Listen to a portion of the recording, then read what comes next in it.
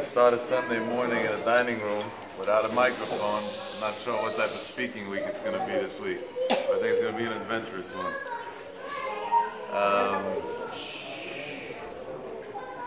It was a great rabbi who had the merit to live in the same house as he did for 12 years until I moved on to a dormitory. Achai Shabbaton. He was a student of Chafetz Chaim. And he called himself a student of the Chafetz Chaim, even though he only saw the Chafetz Chaim once in your life. Normally, if you have to pick who your Rebbe is, it's supposed to every day, or at least every other day. To have to be a student of somebody when you saw him only once in your life, how does that work?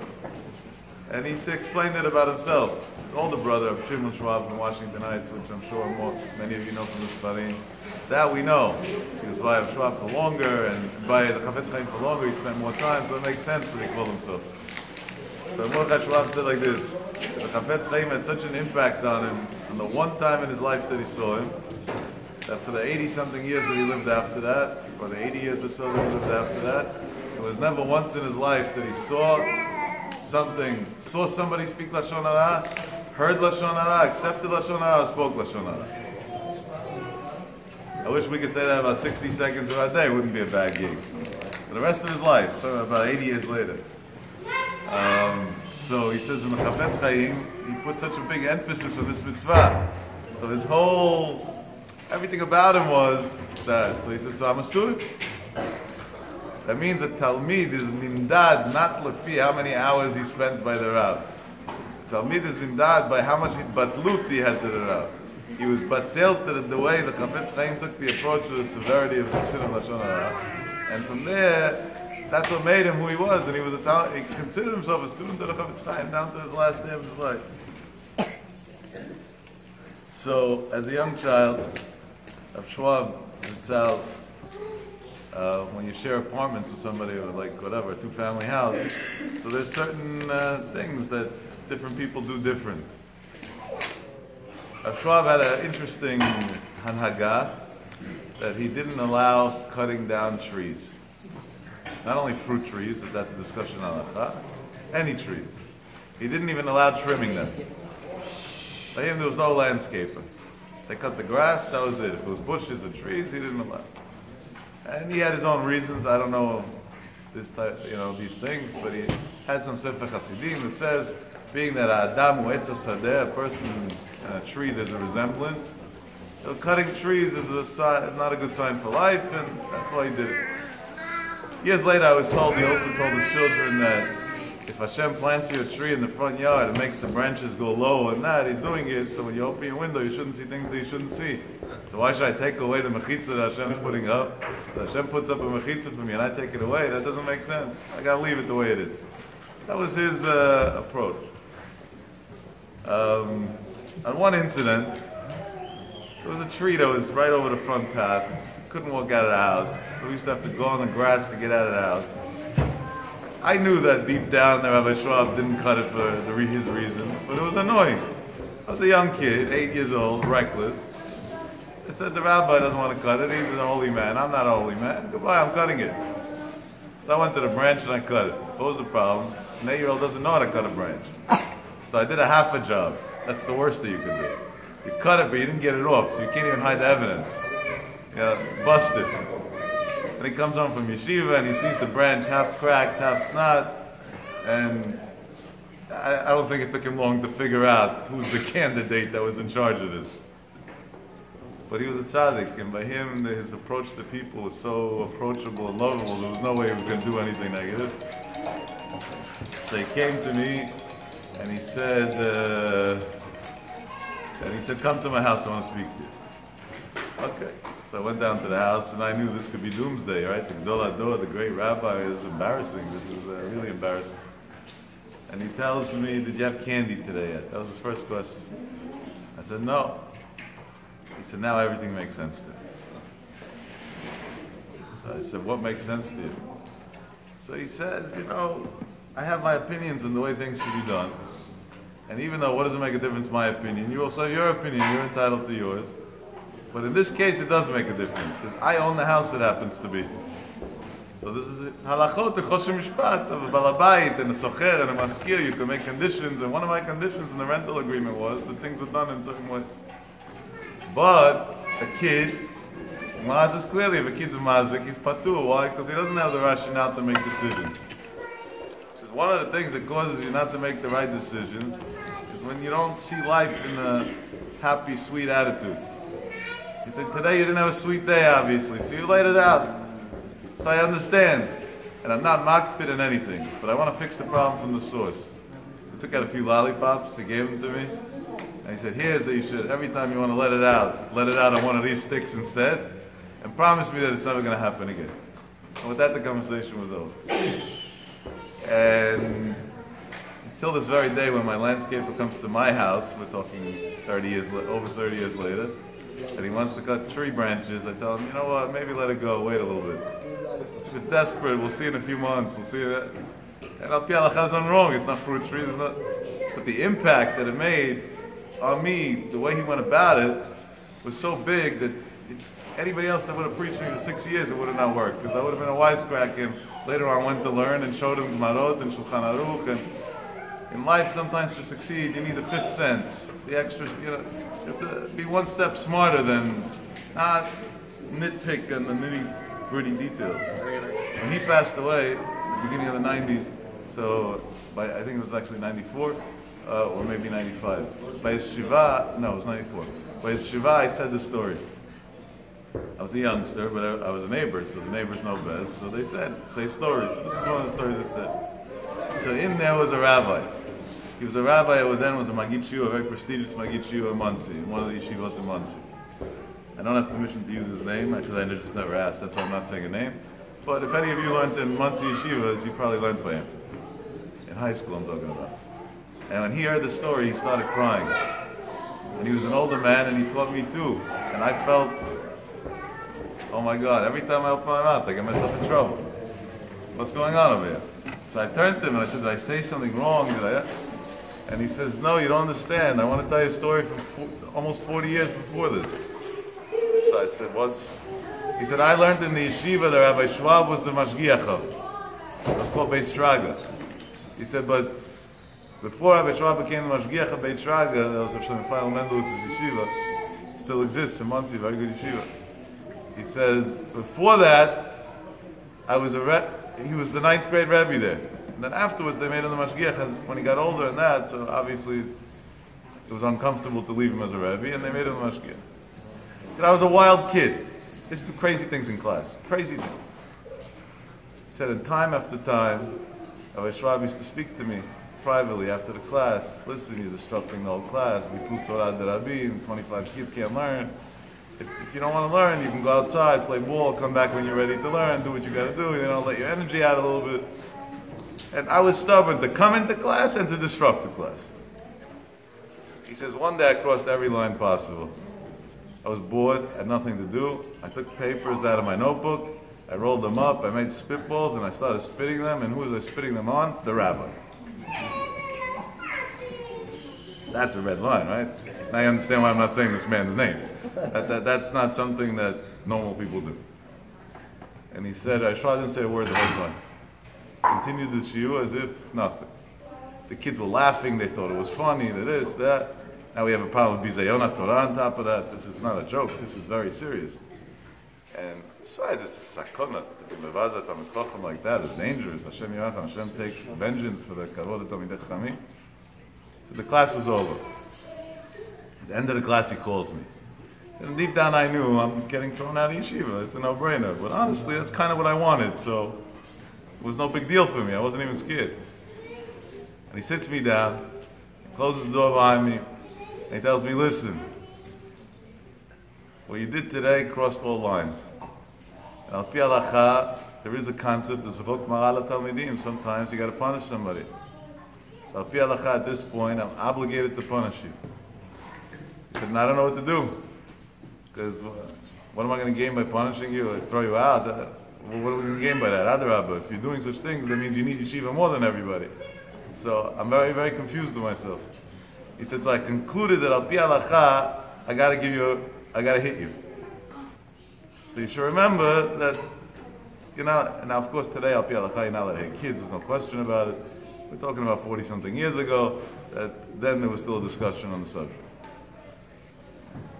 So he said, but you're a teenager. And Shulchan Aruch says clearly a father shouldn't hit a kid that's older, because lifnei iver, maybe he's going to hit him back. So I can't hit you. So even what I thought might be the punishment that I should give you, I can't do. So now I'm in a lose-lose. There's nothing I can do. He says, so I figured out something. If I'll hit you, and it won't be a hard hit, it'll just be something that'll be symbolic, and it'll be on your hand, so it won't hurt you. So then I accomplished everything. I kept my obligation Al Pi Halakha. You can decide if you want to learn from it. I didn't throw you out of yeshiva, and life will go on. We'll see what tomorrow will bring. This will be my compromise. And this rabbi at that point says that he was like puzzled by the whole discussion. He thought he was being thrown out in 1 second. And he says, Rabbi Schwab took his hand. He held his hand and he burst out into bitter tears.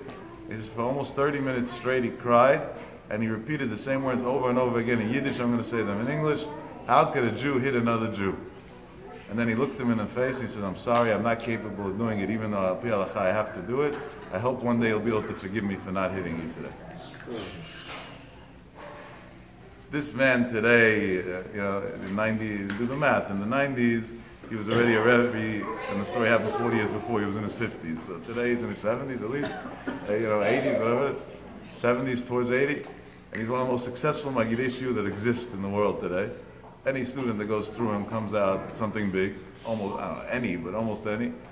And he credits everything, his entire thing, to that moment that he had with the Adam Gadol. When a person gets a certain type of message of, on one hand, yeah, you have to hear the truth. You can't play games. But on the other hand, there's also a way to say the truth.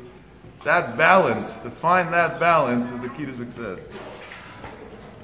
Everybody here knows that there's a sefer called Pele Yoetz, right? And we associate the words Pele Yoetz, harsh Musar. Normally that's the instant association, no?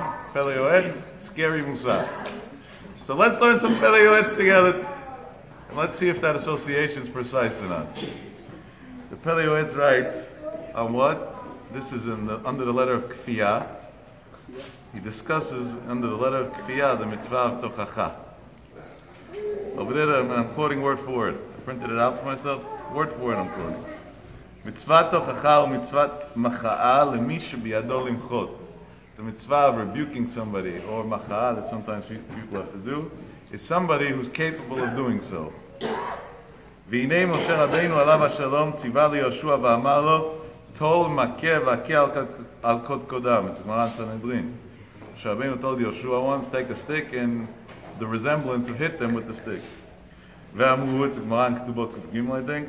Zrok mara b'talmidim. There's such a concept that a teacher has to have a structured classroom. You can't, the teacher's going to run a camp, so for that, we don't have to send the kid to school. We can send them to camp. There has to be some sort of structure in life. Comes the Pele Yoetz and writes, V'chein yesh kama dvarim midina de Gemara. If you look through the Gemarot and the Bavli, there's all different things that it seems like that you have to go and tell a person, either b'nizifa or whatever, and he concludes, for what purpose? La'arot ha'am derech hayashar, to teach people the right way. Comes the Pele Yoetz, listen to these words. Aval ani omer, you know what guts it takes? He's quoting Gemarot, and then he says, Aval ani omer. But I'm saying, שכמו שלעניין רפואת הגוף נשתנו הדורות והטבעים ברפואות, just like when it comes to medicine, the medications that we used 1,000 years ago, the nature of people changed today, and today we use different medications than we used back then. Like the Rambam wrote a Sefer Refuah. If you go by the Rambam Sefer Refuah today, especially if you don't do it 100%, you're not going to live even 24 hours. Because the Rambam wrote, he didn't write it as a Sefer of Chazal, he wrote it as a medical book, from the doctor perspective. So he wrote the medicine based on what the medicine was that fit the people under that diet, in that atmosphere, in that circumstance. That the medicine that used to work back then doesn't work today. The same exact thing comes to when a person has to heal his soul. The generations change. And now, and this is what he's writing in his days, imagine what we say today. And in my generation, Arrogance is all over the place. Nobody has any boundary. Everybody says what they want. Ein mekabli marut. People are not willing to accept discipline anymore. The Pele Yoetz is writing this on his generation. Make a few kal v'chomers now. V'akashot yoter v'yoter me'akshot. And the stubbornness is getting stronger and stronger, and the akshut, it's overcoming all stubbornness. Comes to Pele Yoetz and says, so therefore what? Pele Yoetz is not looking to paint a morbid picture in the Jewish nation, God forbid. So what's the point of saying this? He says, so therefore, hineki chen, behold, therefore, if somebody wants the asher ta'am, to be able to straighten the people out, wifrat lemchusrei mada, and especially if we're dealing with people who aren't hardcore intellectuals and don't know, you can't talk to them rationally, you can't rationalize with them. And in our case, that would apply to all kids, teens, and probably even a lot older than that. Leikfeutam ela b'dvarim tovim. The only way you'll ever be able to push them to do the right thing is through using positive words. But that's not good enough for him. Rakim, soft words. Umetukim, and sweet words. Remember those three rules. Tovim, Rakim, Umetukim. Before we want to talk to somebody, the words that we want to say fit the three criteria. Good, soft, and sweet. Is that the way the message is going to come across? And he's talking about the whole Am Yisrael, a person within himself. Kulei hai ve'ulai yishma v'yikabel dvarav. And if he does that, maybe there's a chance that he'll succeed. Even then we don't know. But then maybe there's a chance that he'll succeed. And then he proves the idea further, and he goes on, and he writes that obviously there's another piece that we want to stay away from the inyan of machloket, and by talking harsh we just gain into the inyan of machloket, and from there it gets much worse, and so on. But now I want to teach you a trick. We're in a generation of quick fixes. Right? If you want to become very rich very quickly, how do you do it?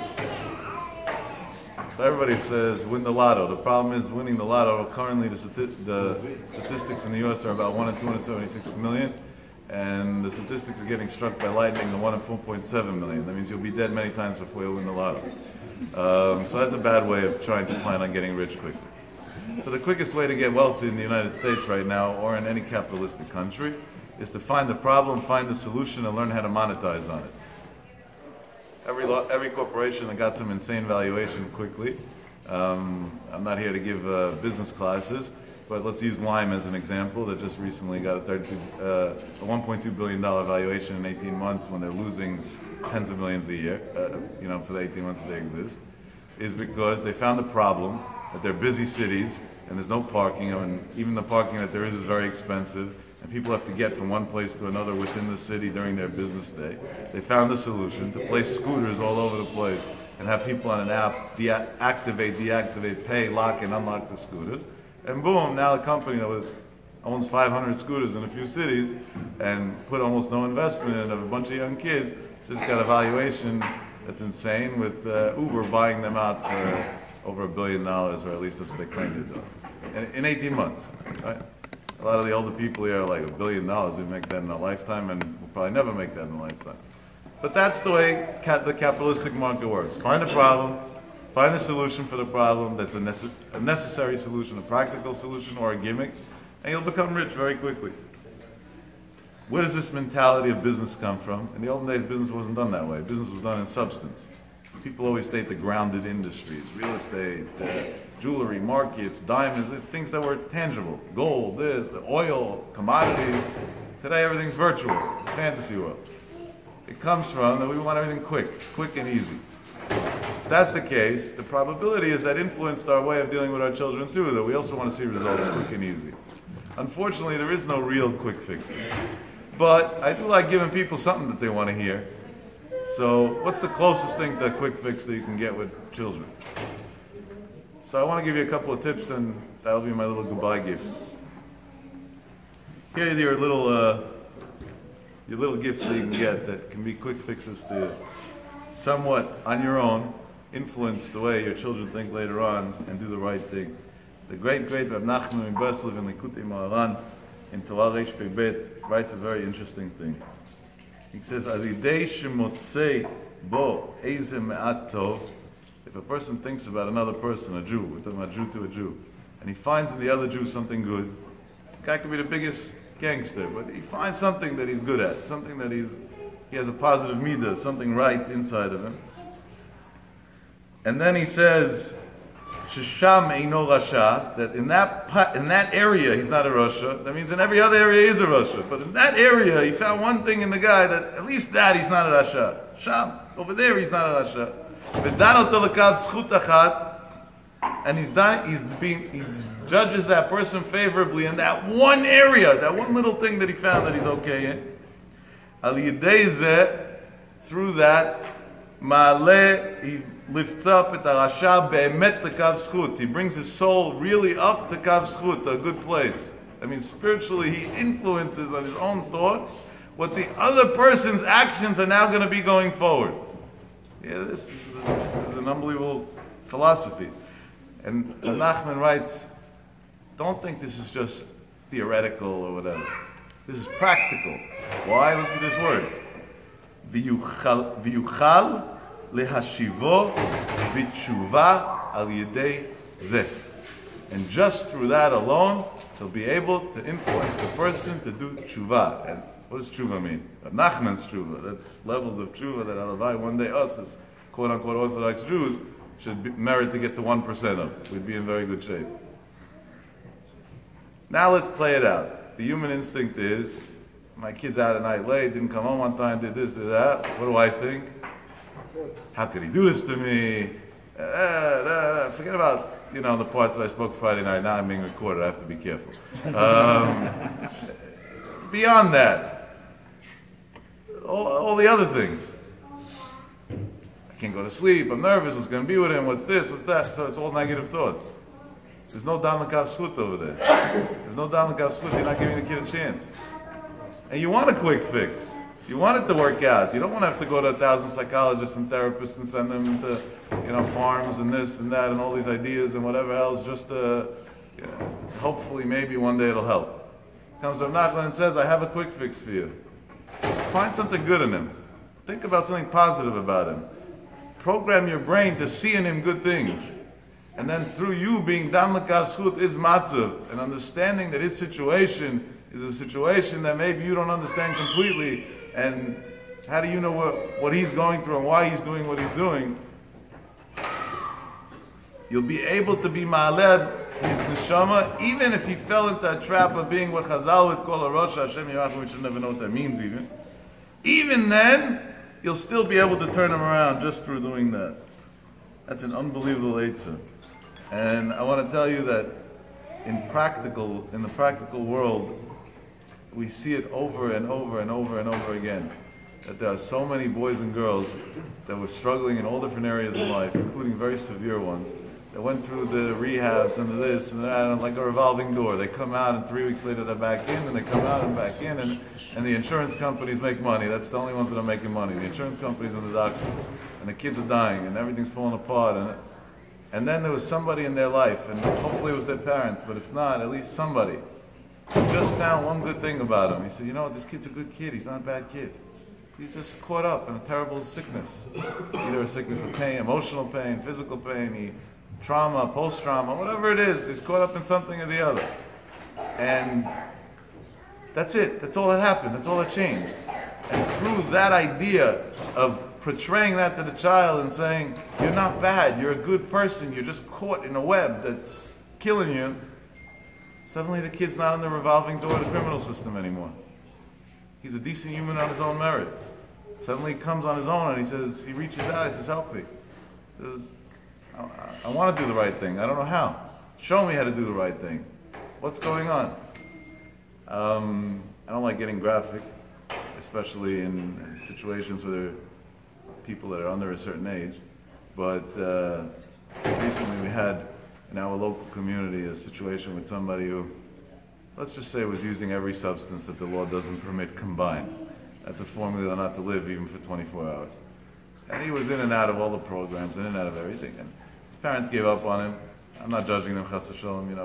The amount they mortgaged their house to pay for to help him. They did everything they can based on the guidance they got. And his uncles, his this, everybody tried. People pumped probably over $1 million into this kid's treatments in the past couple of years.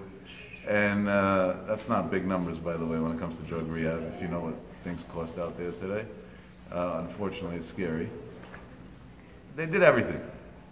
And one day the father came to me and told me, listen, I don't know who you are, but I heard that a little bit you might know a few things about this. I said, thank God, I only know it from theory, not from reality, but yeah, I know the problem exists. He said, I got nothing to lose at this point. Are you willing to try? I said, you said you went to every doctor, specialist, this, that, and nothing worked. So what do you want from me? I'm not a doctor. I'm not a specialist. I'm not a rabbi. I don't fit any of the bills. He said, also, there's so many famous guys that this is what they do. Go to them. He says, you're a local. That was his answer. And I like the naiveness. You're a local. So I said, all right, listen. You have nothing to lose. I have nothing to lose. It's a Yiddish neshama. Let's go. Let's try. So I told him, where's the boy? He says, he's at home. I said, how'd you keep him home? He said, we have a very good relationship. Just, I don't know, it's not working. The biological addiction keeps on winning. So I said, and what about this, that? I tried to feel him out what they did already. He told me what they did. I walked into the house. I see a boy, looks like a broken soul, completely broken, shattered, a shattered soul. Just to see him was pain that I wasn't able to handle. I sat down near him.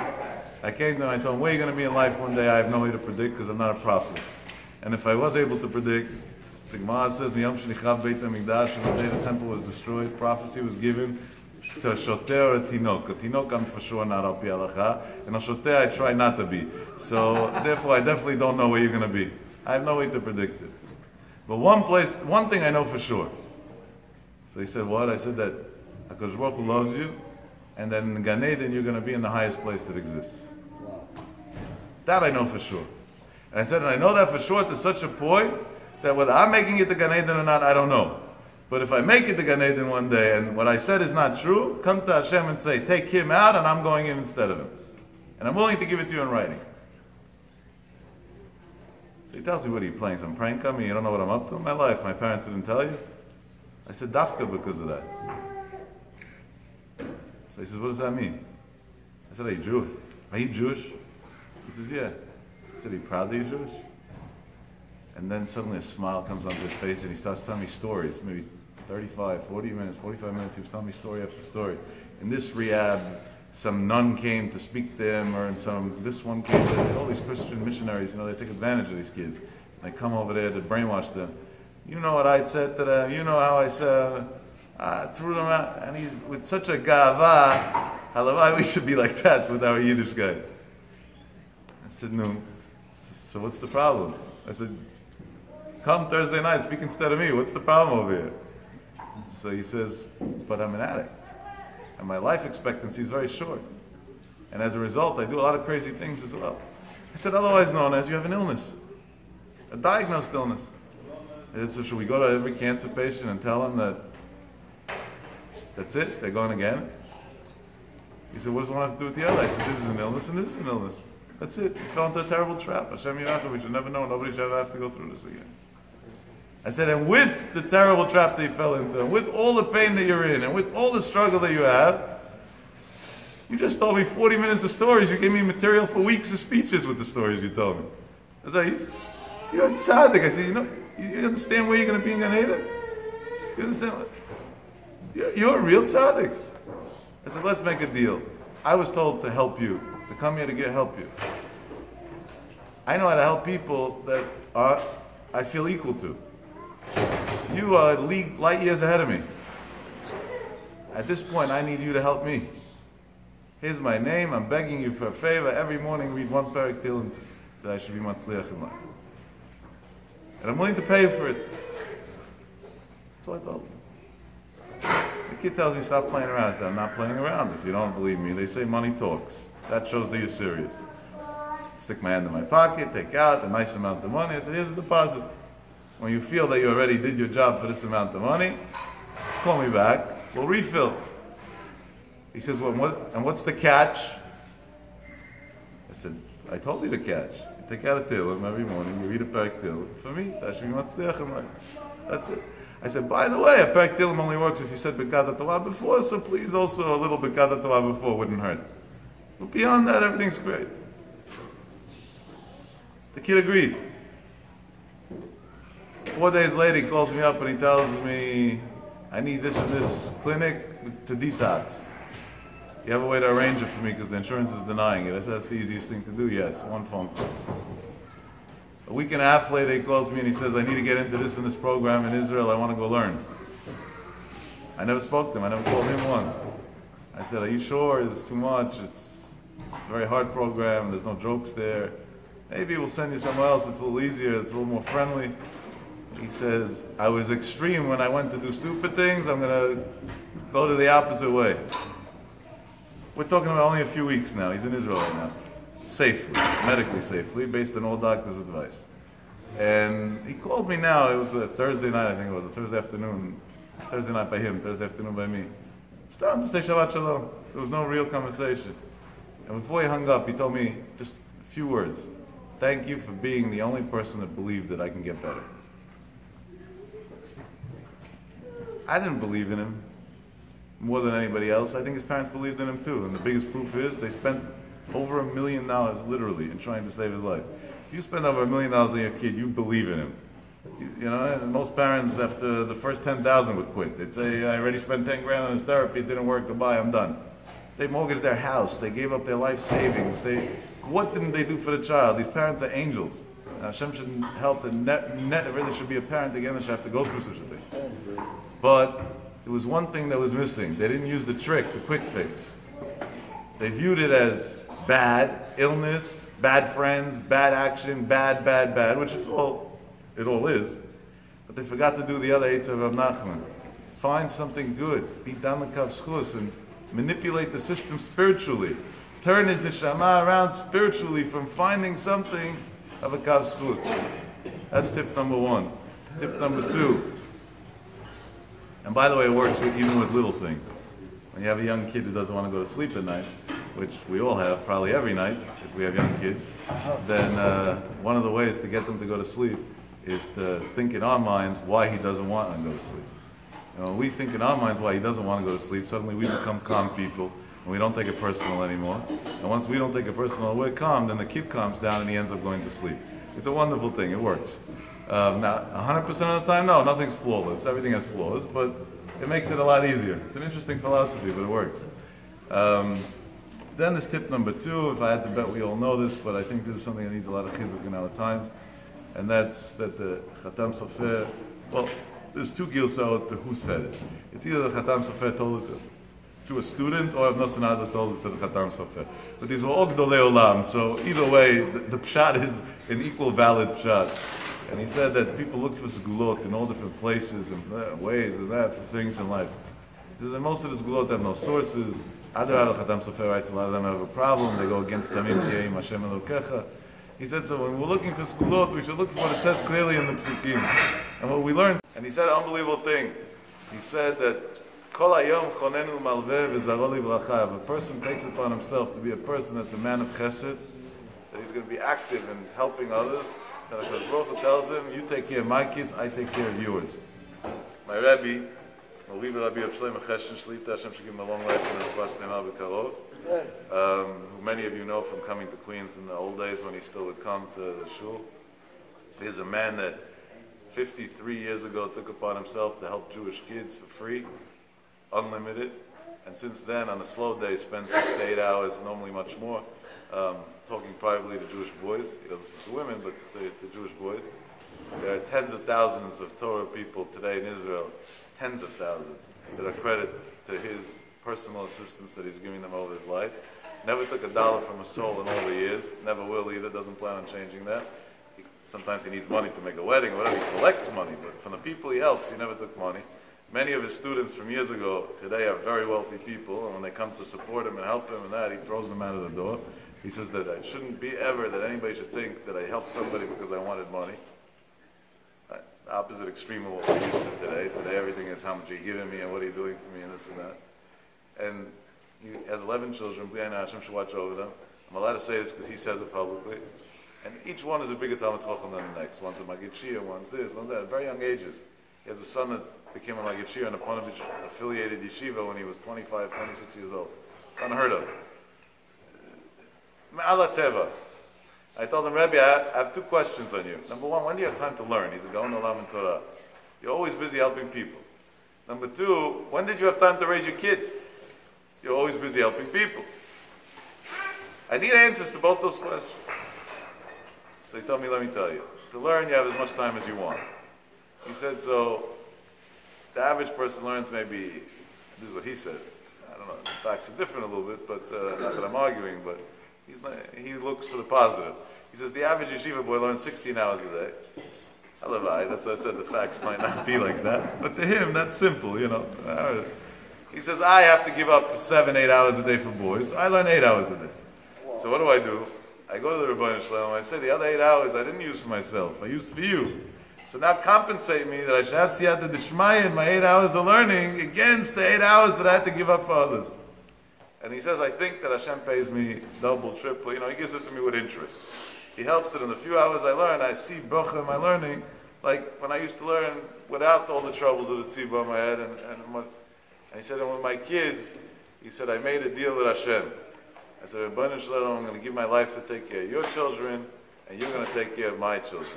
And he said, between me and Hashem, Hashem raised my kids a lot better than I did. He said, of course I was a father, I was there for them, I learned for them and that. But he says in the monetary things, he said, I never had a job in my life. My koilot check until today is 1,700 and something shekel. I don't know what the equivalent in dollars is based on the thing, but it doesn't sound like a lot of money to me. He says, I married off 11 children, bought them all apartments, and I married off many, many grandchildren that I can't count and bought them all apartments too. How do you do that from 1,700 shekel a month? And he says, and the 1,700 shekel a month is only recently. This is after I got a lot of raises. Because it was a time that it was still lirot, there wasn't even shekels, then it became a couple of hundred shekel a month. He says, that's called a deal with God. I take care of your kids, you take care of my kids. He says, you know why my kids are matzliach when they teach or when they're there? I take care of your kids, you take care of my kids. And al zeh haderech. And that's a very, very big thing.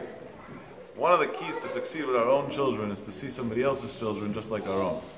That every Jewish child is the same. And we have the same obligation to every Jewish child.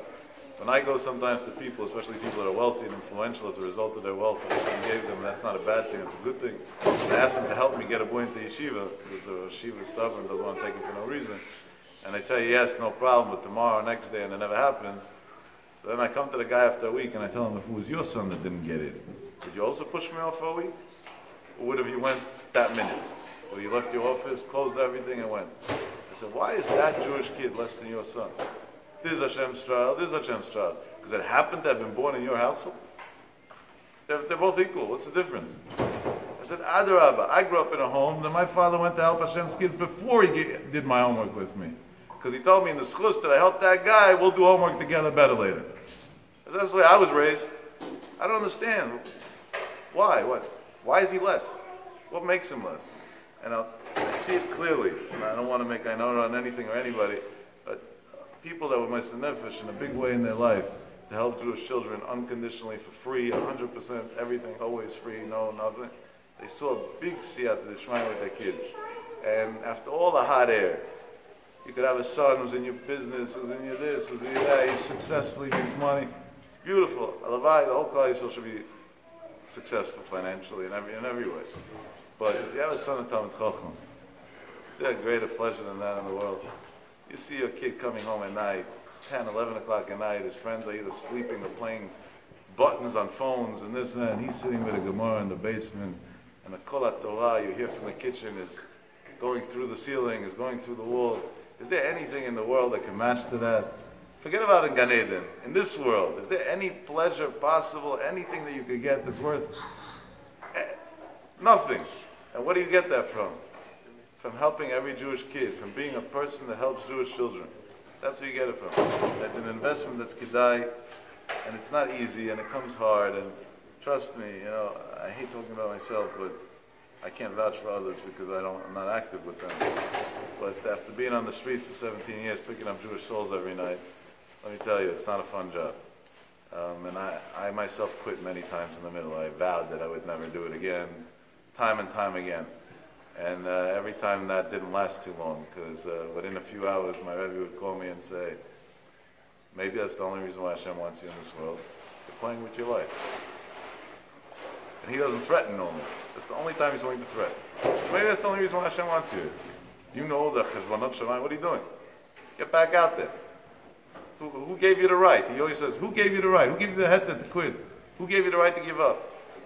And it's a big guidance. And it's something that, again, we like quick fixes. This is not a quick fix because this takes a lot of effort.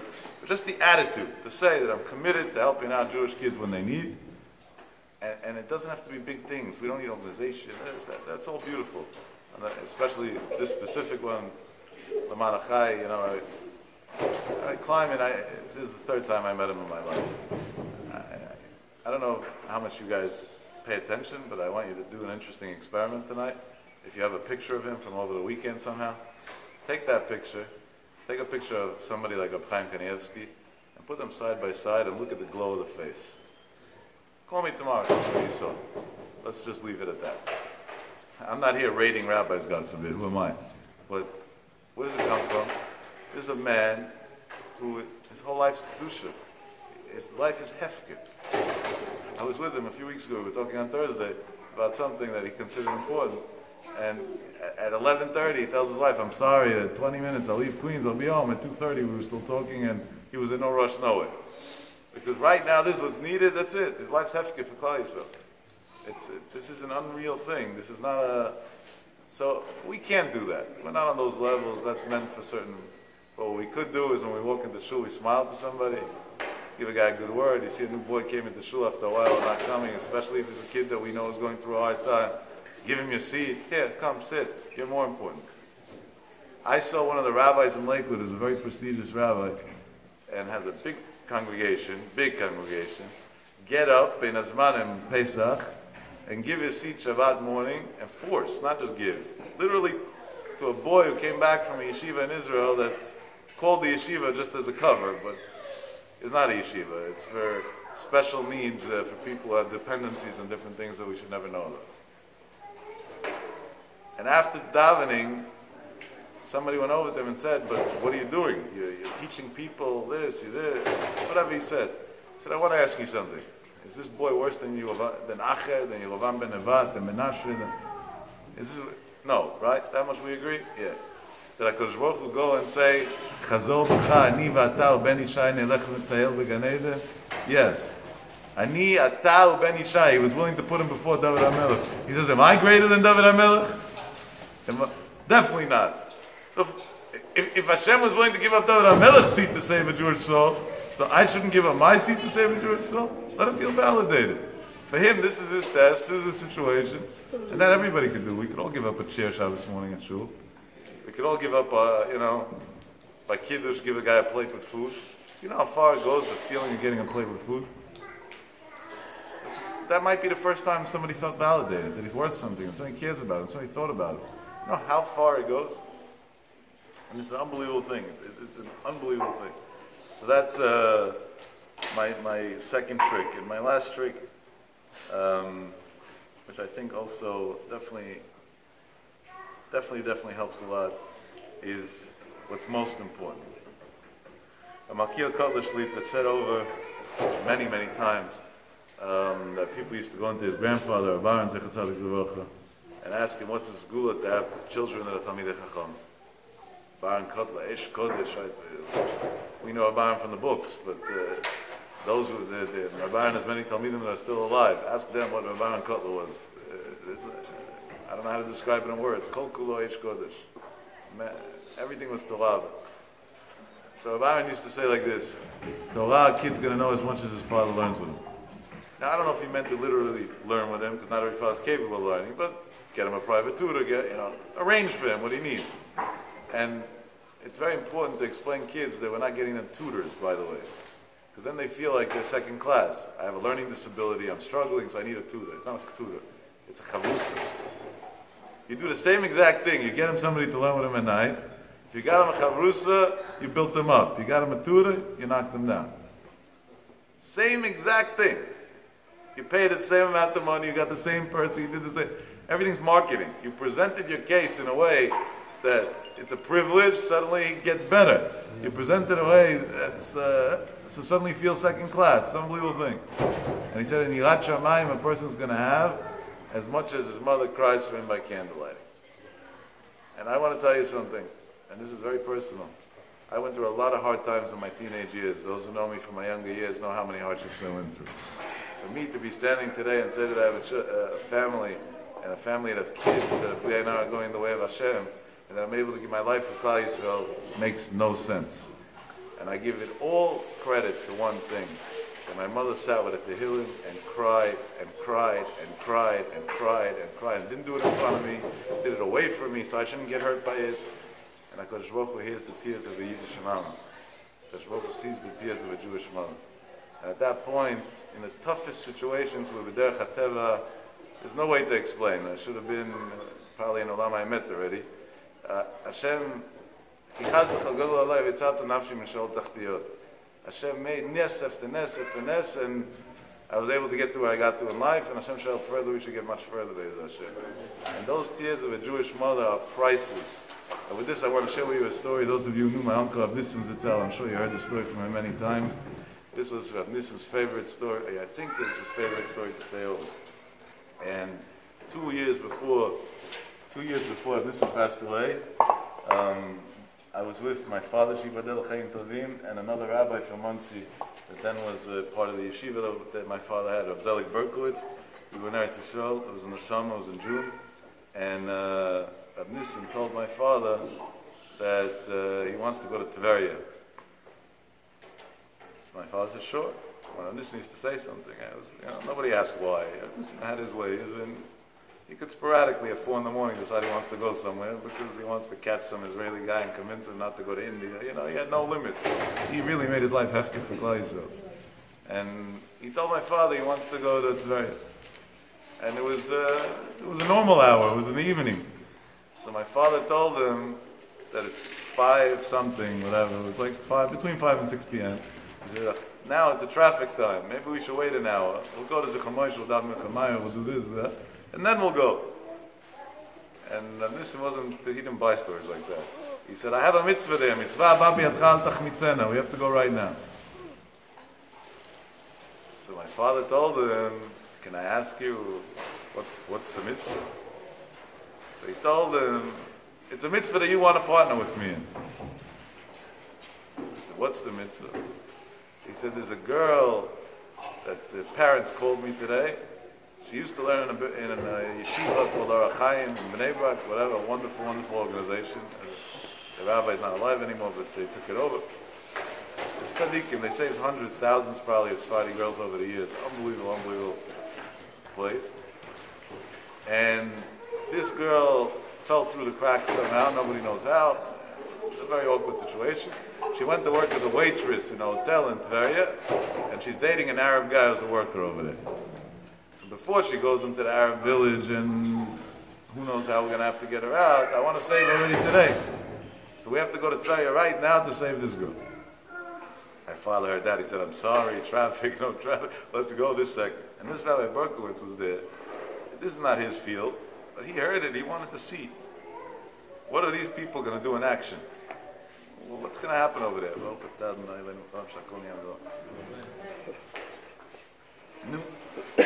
So the 4 of us got into a car. They actually gave me the honors to do the driving, and we went up to Tveria. The whole way Rav Nissim was looking at his watch like stressed out, as if he's going to the most important business meeting of his lifetime. Every second thing was, and he starts asking my father, do you know any sgula for kfitzat haderech? Is there any Shem HaKodesh that we could use? Like every second thing was like eternity. He couldn't do this. It was like eating him up. What they did or didn't do, I don't know. A little bit reckless driving, a little bit sgulot, a little bit prayers. Between everything, an hour and 40 minutes later, we were by the door of the hotel. The hotel is Malon Aristo in Tveria. I don't know if it still exists, but then it wasn't no fancy hotel. It was an old place. Avisa walks straight in. He scans the room to see where's the person that he's looking for. He finds the girl. He figured out who she was. Tells my father, you sit on the side. When I need you for backup, I'll call you. Let me start. And he goes, I don't know what he told her. They got into some sort of conversation.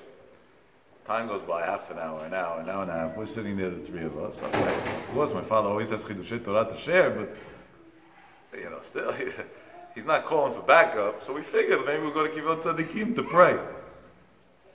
So my father finally got the guts, and he went to Nissim, and he told him, you know, Rabbi, you'll probably be here for a while, right? Maybe you want to stay at the night, we'll give you a room, whatever you need, you know, I don't know, whatever the plans are. But maybe we'll go in the meantime to Rabbi Akiva, to the Ramchal, to Meir Balanes, we'll go say a little Tehillim, and we'll come back. And Nissim says, good idea, go daven. And then he turns to the girl and he says, what's your name and your mother's name? He gives us the name. He says, daven for her Hatzlocha also, she's a big tzaddiket. She's dating an Arab. She's a big tzaddiket. Daven for her Hatzlocha also. We left. We went to give us tzaddikim a little bit. We come back. By now it's already at least midnight, maybe later. They're still there talking. Obviously something's going right. But okay, we ran out of the Kibbutz Tzaddikim. We ran out of our schmoozing between us. Now what? Suddenly, a woman walks in into the lobby to check into the hotel. Turns out she's even a partial owner there or something. When she walks in, she turns to the lobby area. The whole thing is a small thing, a lot smaller than this room. And she sees Rav Nissim. And she goes running over to Rav Nissim and says, Rav Nissim, you're in the hotel. What a schut to be here when you're here. So Rav Nissim says, don't bother me right now. It's nice to see you. But you see my brother Rabbi Yosef over there? Go to him. I'm sure he's going to be happy to see you also. Go to him. This lady's name was Sima Akrib. That was the name, Sima Akrib. She comes over. My father, I see, is giving this lady big cover. I said, who's this tzaddikus? I knew then there was Reb Kanievsky, there was this, who's this one? I never heard of her before. Also, you know, the name also said it doesn't sound so popular and famous. My father tells Rabbi Berkowitz, who's Talmid Chacham, you got to hear this lady's story. And this story is my goodbye message. There's this lady, and then my father started to say the story. Obviously, they knew each other from before, from seminars, I don't know what. And then he said, you know what, she should say the story. So I heard the story from Simon's mouth, word for word, myself, and the merit of this Rabbi Berkowitz that my father wanted him to hear. She says that a bunch of years before that, she was by a seminar that Rav Nissim made, and she didn't change. Didn't affect her, didn't help anything. But it planted a little seed inside of her, that at the end of the seminar, when they went over to her and they spoke to her and that, and people asked her husband, or kids, whatever, anything, you know, so they said that they're willing to take upon themselves that they're not going to drive on Shabbos. They're not going to keep Shabbat, but they're not going to drive on Shabbos. That was the... And Rav Nissim said, at least that. Who knows how many Yisurim they'll write every second. That's also a benefit. And they left. Her husband was a diplomat to Israel in the United States. And he had a job in Washington, D.C. at a certain point, and they moved from Israel to Washington, D.C. While they were here, it was around this time of the year, and there was holiday season, the Goyim's holiday season, and he was on vacation as a result for 10 days. His kids came to him and said, they want to go skiing in Vermont. They want to go skiing. And Memela, you're on vacation anyway, let's go ski. Today, most people would fly. Back then, flying was expensive and not so popular, and short flights were less popular. And from Washington to Vermont is maybe an 8-9 hour drive, not the end of the world. They decided that they're driving. They left on Friday morning early, because they don't keep Shabbat, but they figured they don't drive on Shabbat, that much they do. On the way, there was a snowstorm. Suddenly, the drive's getting longer and longer, and they were there with another couple that was driving a different car, 2 cars. They're on the way, it gets close to Shabbat, it's almost Shabbat. What do we do? The other couple said, we don't care, we're going to the hotel that we booked in Lman, we paid for it already. Sima was stubborn, she pushed and told her husband, no matter what, I'm not going, you want to go, leave me behind, stop, the first hotel we find, we're not driving Shabbat. We promised we're not doing it, we're not driving Shabbat. They stopped. She says it was the 24 hours that were the hardest in her life. The kids are bored. They're stuck in a little hotel room. They weren't planning on this. It's Shabbat. He says, we didn't feel not Kedusha, not Tumah, not this, nothing. Not Olam Hazeh, not Olam Haba. We had nothing there. Let's say Shabbat, they get back into the car to meet up with the couple that already made it to Vermont. They get onto the car, they're driving a little bit. A few miles after they began the drive on Achai Shabbat, the roads were still terrible condition, the weather was terrible. The car slides off the road and tumbles over 200 meters down a mountain. 600 feet down a cliff. The kids from there, that's the Sa'il Azazel and the Bet Mikdash didn't go that far down. There's no way back from there, right? He says a crazy thing. He says, at the beginning, nothing. Everybody was out. At one point she opens her eyes, she realizes what happens, and she makes a quick calculation, and once she's in pain and bleeding, and she's going to lose blood, and that's the end of her. She has 2 kids in the back, one older one and one baby. She doesn't know if they're alive or dead. And she looks at her husband, which she hopes is okay, to help, or to figure out what to do, because everything she always consulted with her husband, and she tries banging him and tapping him and whatever, and there's no response. So he's either unconscious or dead, but one or the other, and it's not going to work. What's going to be over here? And she didn't know what to do. Finally, she said she has to somehow get noise or lights or something that maybe there's a chance, if you think about it as a fantasy, as an imagination, that somebody will see and call for help. This was years before cell phones existed. Something. She says she doesn't know how to explain it until today, but she got strength to move her arm even though it was in terrible condition, and she pushed the horn of the car. Miracle number 1 happens. The horn starts blaring and doesn't stop. Beep, beep, beep, beep, it doesn't stop. Together with that, the alarm system of the car, whatever was back then, goes off, and as a result, the flashers of the car start flashing. How is there even a car to flash? I don't understand. You know, you fall 200 meters down a mountain, there's nothing left of the car. Now listen to the way Hashem runs the world. Another car was driving. Skid off the highway in the same spot. Went down, but only a few meters. But as a result of them having to figure out how to get back to the road and get help, they heard the noise. They looked down and saw a car further down. When they were able to get up the few meters that they skid down, they stopped a truck that was going by, got him to radio in on the radio system for help, and ambulances and helicopters and police and you name it, the whole crew of help comes. But they can't get there. It's a snowstorm, ice, it's dangerous conditions, that. Finally they come with a helicopter and they're talking to through some loudspeaker system. They say, we're going to send you down a net, go into the net, put your kids and your husband in the net, and we'll bring you up and we'll evacuate you medically and we'll, to save your life. He says, I'm in the car, I'm injured, I can't move. She says, I'm trying to move, every move is aching. My kids are not responding, my husband's not responding, nothing's going on. What's going to be over here? She fights with herself, like, you have to save your family. Somehow she gets out of the car. And in a minute you'll understand what a mess it is that she was able to get out of the car at all, physically. One door she tries to open up, it doesn't open. It was smashed in from the rollover. Other door she tries to open up, smashed in, doesn't open. The only door she succeeded to open was the one of her husband. She tries to wake him up, nothing. Picks him up physically. There's a lady who's severely wounded. Puts him into this thing that they lowered for her, and the evacuation team helped her out. And they bring him up. And they come back down for round 2. Suddenly she hears crying. She looks inside the car, baby's crying. Now a mother sees a baby crying, wants to get the baby out, and has no way to access them. And by the time they'll get the evacuation guys to get back down there and be able to help under these weather conditions, he says until this very day she doesn't know how to explain it, but after a few seconds the baby was in her hands. It's like Hashem sent a malach or something. The baby in her hands. Takes the baby, they have an evacuation for him. A minute later, she sees a little crack by the door, figured out a way, opened the door, got the other kid out. Puts herself and the other kid, they're all evacuated now. That's the last thing she remembers. She doesn't remember anything else. And this is why I say now you understand the miracle. This lady was in a hospital over there in that area near Vermont for over 9 months, almost 10 months. Went through 27 different surgeries to save her life. How does a woman who needed 27 surgeries, lost who knows how many pints of blood and whatever, physically capable of saving her family? And when she woke up 9 months later after all her surgeries and being, in an induced coma for a while and whatever else, she was notified that thank God her 2 kids are well, although Aleinu, her husband, died in that incident.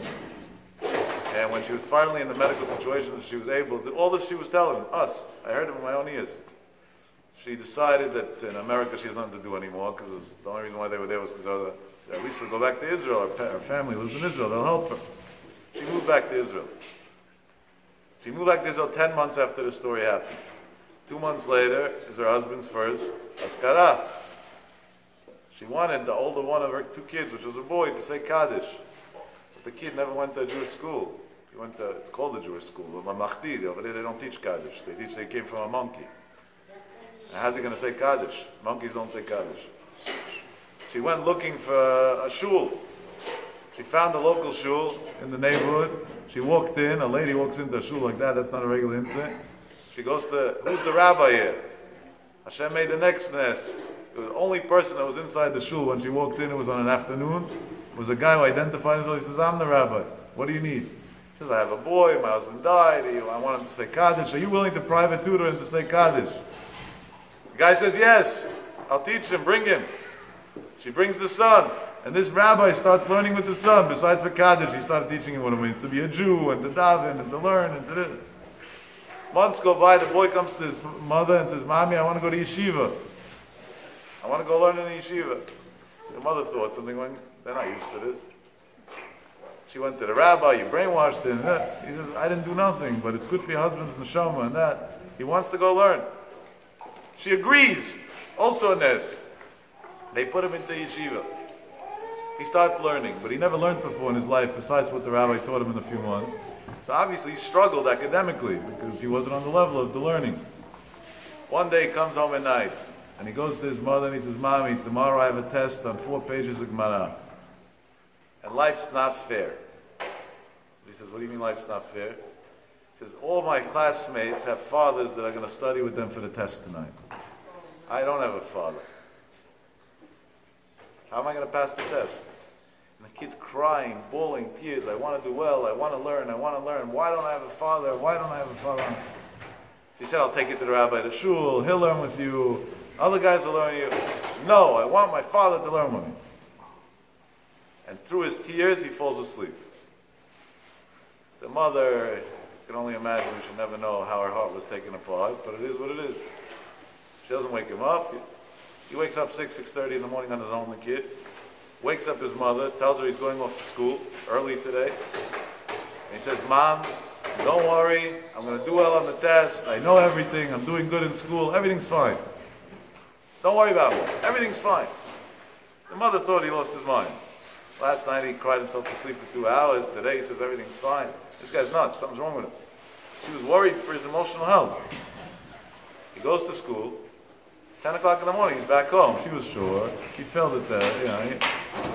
He says, Mom, I finished the test before everybody. It was such an easy test. It's unbelievable.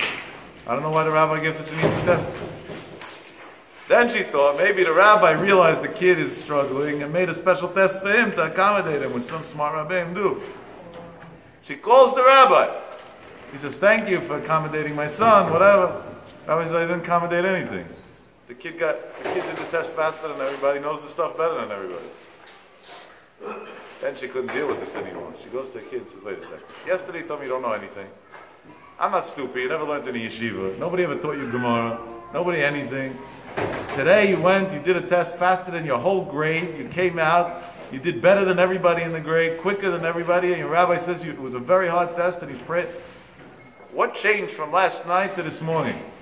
He says, Mommy, let me tell you exactly what changed. He says, you remember I went to sleep last night crying that I have no father to teach me? He said, yeah. So when I went to sleep, I had a dream. My father came to me in a dream. And he said that he's in Gan Eden in a very high place because I'm learning Torah. And when a child learns Torah, they put the father in Gan Eden in a high place. And Kodesh Baruch Hu came to him in Gan Eden and said, you can't stay here right now. Because what was he learning with Hashem in Gan Eden? Whatever his son was learning in this world. He said, and your son needs a father to teach him. Go down to your son and teach him the Gemara for tomorrow's test. And he said, last night, the whole night, I learned with Daddy in a dream. And by the way, Daddy said I should tell you, don't worry about him. He's in a good place. He's very happy. He's learning with HaKadosh Baruch Hu and with the tzaddikim in Shamayim. And that's how I knew the Gemara. And that's how I did well on the test. This Sima Akriv's son, he changed his last name. That's why you're not going to make the connection. but he's one of the very, very, very famous poskim today in Israel. He wrote, I think, already 27 volumes, 28 volumes on the Achai Shabbaton that we all use. One of the big, big poskim from that night. What's my point in the story? I'm not a guy who normally says all the stories of people that died and miracles and dreams. That's not my style normally. My point here is this. When a person does the maximum that he could do, and he says, Rebbeinu Shalom, I did mine, now you do yours, then Kadosh Baruch Hu says, I'm going to do the rest for you. And if the rest is not happening, then we have to challenge ourselves and say, am I really doing the maximum that I can do? And this is maybe the reason why Hashem sent us to Tveria that night, to meet this lady, to hear this story of Chizuk. That's an unbelievable thing. And that's the same idea that the Chavetz Chaim writes. Sometimes somebody wants to influence their kid to keep Shabbat, and it doesn't work. They try it, I'm talking about a nice way. So he says, that you spoke to him, it didn't work good. But did you cry for him? Did you wet the Tehillim for him? That you didn't do yet, so that you could still do it. That's also an option. And even after that, did you go to Talmidei Chachamim and ask them to learn for his schus, that the schus of their learning should be mashpia on the neshama? Also not. So try that. There's other medicines. Not every medicine has to fit the rules of what the Goyim decided for us, what Freud thinks is the right way to go. In Chazal, it says other eitzes. And these are all the ideas of the way we succeed, Be'ez Hashem, in life. HaKadosh Baruch Hu should help that we should all be zochet to see Banim Talmidei Chachamim. Everything else is important, but the most important is our kids should go to be big Talmidei Chachamim and sit and learn full time, and we should have the means to support them in learning, and we should never worry about they should never have any worries on their heads. And it's been a pleasure. Thank you for everything.